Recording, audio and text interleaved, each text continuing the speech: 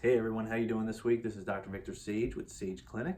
I wanted to tell a quick story about a consultation I had this week with a younger girl.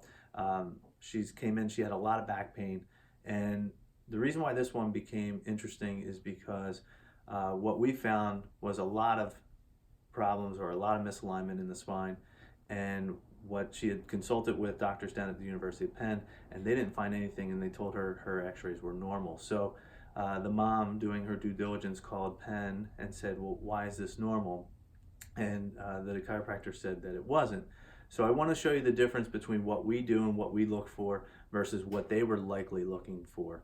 And kudos to the doctor who actually took time out of her schedule to call me and find out what we found that they didn't see. And so I want to show you what they likely were looking at, which could be construed as normal, but then when you look at the big picture, you can see it's really not. So this is the patient that came in. Now this patient's only 19 years old, but when you look at this mid-back, it would look and appear as though that looks like a normal configuration of the spine.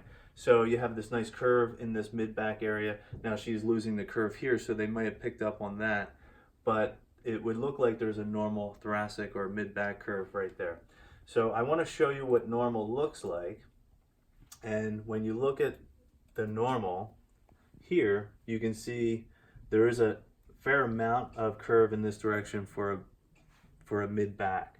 And you would have this nice curve through here and the mid-back through here. So when you put the whole spine together, you would get curves in this direction at every level, okay? Each level has its own different curve.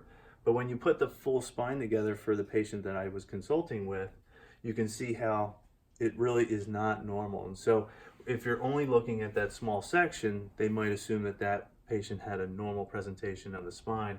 But really when you put the whole picture together and you're dealing with someone who deals with spines on a regular basis, and we specialize in this kind of stuff, that is the difference between really knowing what to look at, the full picture, versus just honing in on where some of the symptoms are coming from. And this patient will do excellent once we start care. And it's a great testament for what we do, and it's a good story on why it's important to look at the big picture.